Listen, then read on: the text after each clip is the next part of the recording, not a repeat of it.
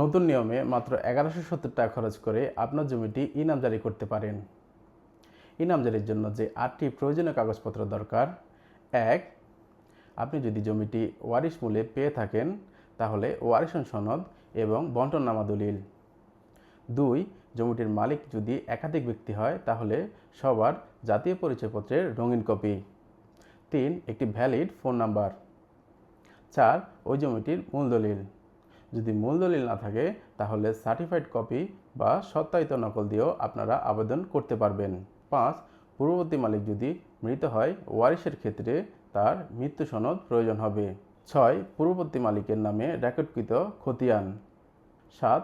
সর্বশেষ হালকৃত ভূমি উন্নয়ন কর রসিদ অথবা খাজনা রসিদ, যেটিকে আপনারা দাখিল হিসাবে চিনে থাকেন। 8. ওই জমিটির একটি হাত নকশা। আপনার কাছে যদি ওই জমিটির খতিয়ান না থেকে থাকে তাহলে আপনারা ইউনিয়ন ভূমি অফিস থেকে একটি নির্ধারিত ফি দিয়ে সেই খতিয়ানটি উত্তোলন করতে পারবেন। সেটি 300 থেকে 400 টাকার মধ্যেই হবে। ওয়ারিশন সনদটি পাবেন আপনার ইউনিয়ন পরিষদে, অথবা আপনি যদি পৌরসভায় থাকেন পৌরসভা কার্যালয়ে, অথবা সিটি কর্পোরেশন হলে ওয়ার্ড কাউন্সিলের কার্যালয়। মূল দলিলটি যদি না থাকে তাহলে ট্রু কপি অর্থাৎ সার্টিফাইড নকলটি আপনারা সাব রেজিস্ট্রি অথবা জেলা রেজিস্ট্রি অফিস থেকে তুলতে পারবেন।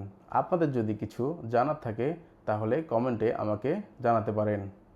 ভিডিওটি পরবর্তীতে আপনাদের কাজে লাগতে পারে, তাই এটিকে শেয়ার অথবা সেভ করে রাখতে পারেন। ধন্যবাদ।